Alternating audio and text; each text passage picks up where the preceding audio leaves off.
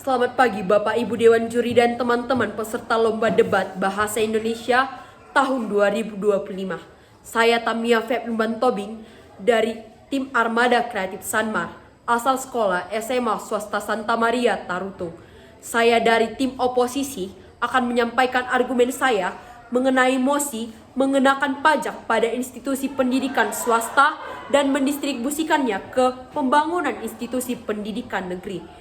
Saya akan menyampaikan argumen saya dan menentang gagasan yang disampaikan oleh tim afirmatif mengenai pengenakan pajak pada institusi pendidikan swasta dan mendistribusikannya untuk membangun institusi pendidikan negeri. Yang pertama yang perlu kita ketahui ada dampak negatif terhadap kualitas, aksesibilitas, dan peran sektor pendidikan swasta dalam pendidikan. Yang pertama adalah kenaikan biaya dan aksesibilitas. Argumen utama yang saya akan sampaikan bahwa pengenaan pajak pada sekolah swasta pada akhirnya akan dibebankan kepada orang tua siswa. Ini akan menyebabkan kenaikan biaya pendidikan, membuat pendidikan berkualitas menjadi lebih sulit diakses bagi masyarakat kelas menengah ke bawah. Bukan karena mereka kaya, tetapi karena sekolah negeri tidak dapat menampung anak mereka atau kualitasnya dianggap kurang bagus. Dengan adanya pajak, pilihan ini bisa hilang, memaksa mereka ke sekolah negeri yang memungkinkan sudah kelebihan kapasitas atau lokasinya mungkin tidak ideal lagi. Yang kedua adalah melemahkan peran sektor swasta.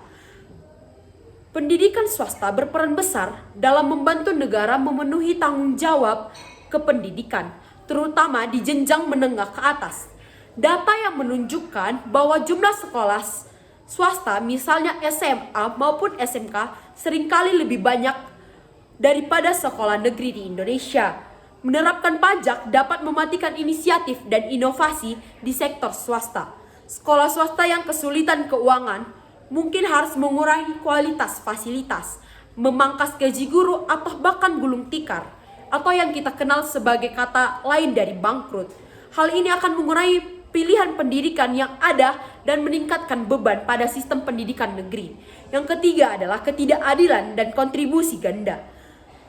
Karena institusi swasta seringkali beroperasi sebagai yayasan nirlaba dan sudah membayar berbagai pajak lain. Selain itu, orang tua siswa di sekolah swasta juga merupakan pembayar pajak yang berkontribusi pada anggaran pendidikan nasional melalui pajak penghasilan. Namun mereka tidak dapat memanfaatkan atau menikmati manfaat penuh dari sekolah negeri yang didanai pajak tersebut.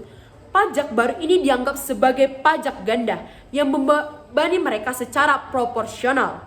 Yang keempat adalah alternatif solusi yang lebih baik.